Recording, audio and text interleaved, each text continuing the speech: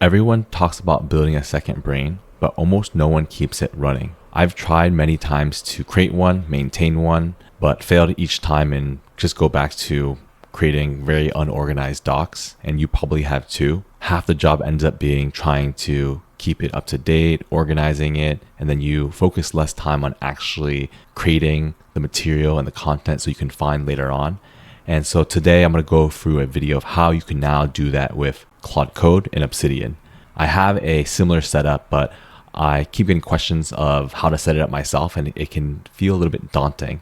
And so here in this view, we have Obsidian. I have a video previously where I set up my Kanban board with Obsidian, and you can see that video, see how I set that up, how you download Obsidian.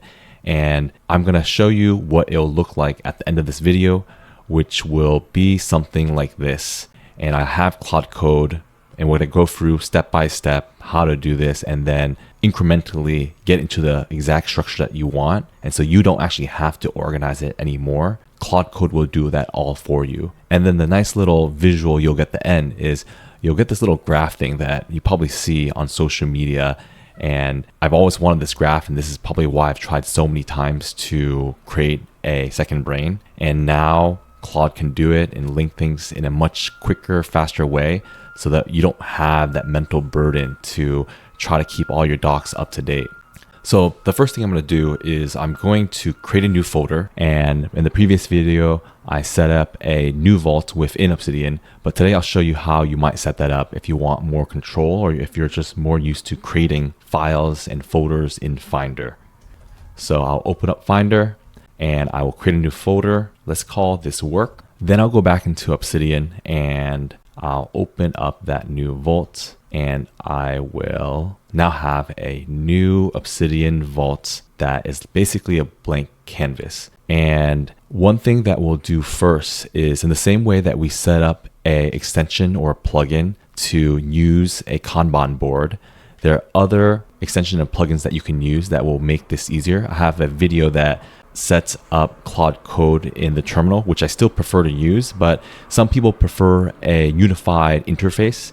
And so if you go into community plugins, you turn it on, and in the same way we set up the Kanban board, we're going to browse, and here we're going to search for ghost term. And this is just a plugin I set up so that you can have one unified view to manage all of your files in Obsidian, but also use terminal in the same way that you might use in the Ghosty view. And so now that we set this up, we want to go back in there and enable it. And now that it's enabled, you'll have this little button here that says Open Ghosty Terminal. And if you haven't watched my first video about how to set it up, I recommend watching it. And it just shows you how to download Claude Code, set up some other terminal specific things that will make your life much easier and much faster. And in that video, we talked about setting up the alias CC, and that will allow us to configure Claude Code. And now we can use it to automatically create new files and help us set up this second brain. So let's tell it to create a Claude project file.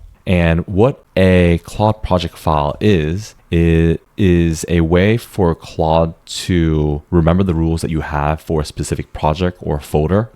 And each time you open up a new chat, which I'll show you in a second, it will remember those rules, so it always applies those rules. For example, you might want it to create in a specific file structure, or you might want to capture documents and link it in a certain way. Adding specific rules into this file will make sure that your experience with Claude Code is consistent. And here you can just let Claude Code work on those files. And another thing we can do in parallel, and this is one of the advantages of using Claude Code in the terminal, is we can parallelize that work. And so I talked about this in the previous video. If you hold down Command-Shift-D, you can now start a new Claude Code session.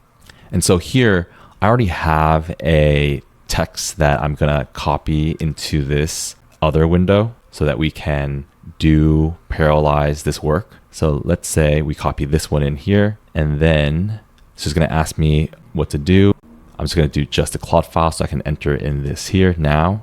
And then you'll see it cooking. And we can also open a new tab so we can also do additional work here too. and then we'll parallelize some other work. So here we've pasted one window. And so I just showed you how to set up additional chat windows, and you can kind of see it working here. And on the left side, you can kind of see that it's created a Claude file, and it's just a sample one. You can modify this, edit this, and if it's consistent with what you want, you can keep it. If not, you can just tell Claude to make edits to it. Some people have very strong opinions on what it should look like. Other people's don't. And so you'll see it creates a file there. But I'm going to copy and paste a few other prompts to just scaffold this out so you can see. So I'm going to send this new chat up so we can parallelize that work, and then also do that for this other one as well. And so now we'll have 2 Claude Code sessions going on, and then these are just sample notes, so we don't have to add any details here. But if you were to do this for an actual project, you would just chat with Claude Code in the same way you would chat with Claude Code in any project or chat window. And then you'll now have this sample MD file. And now you can kind of just manage all that in one view. If there's specific cosmetic things that you like, you can tell Claude to do that or add new metadata, or you can also just create a new file yourself manually. Notes, add research tasks to search competitor, something like that. And then you can move things around, restructure things, and then you'll have this chat window. So now you can also use a shortcut to go to another tab, Command 2, Command 1, and then you'll see that this chat window is done. And then you also have this chat window done. And then let's say I'm just going to close this out. Again, Control C twice to close these things out. Let's say you wanted to start a new chat window with no memory, or you can keep it running. And then again, Command W to close out that chat window. And then let's say doing Command K to clear out the window. And I'm going to start a new window here. And the next thing I'm going to do is now just ask it a question. So now once we set it up, Claude Code will be able to answer any questions you have about the notes. And also on the left side, if you haven't used Obsidian before, then you'll be able to look at the graph view, and then you can tell it to make other links to it, move things around, and then that's how you set up Claude Code with Obsidian. Use it as a second brain, and as you have more notes, you can have it update everything for you automatically. And let's change the key date from Friday to Saturday for me. And then you can just have it do that. So to summarize everything that we've done, we've set up a new vault. We've had Claude set up a Claude project rule. And in another video, I can talk about how we can set up a global rule that works across your entire Mac, and then what the difference of that is between a global project rule and a local project rule to the specific folder that you're in. And then you can modify that, edit that, and then start new chat windows so that Claude can manage your files for you, manage your second brain for you, add new notes, modify, edit, delete. Can you delete the quarterly planning MD file? No longer need that. And then also it can delete files for you.